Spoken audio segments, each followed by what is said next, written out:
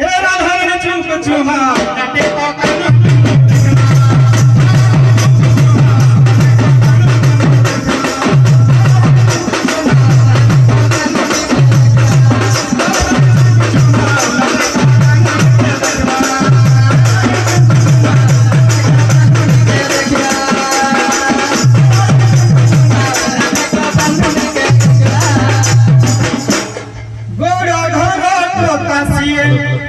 लवणी चोरो सोरई खाए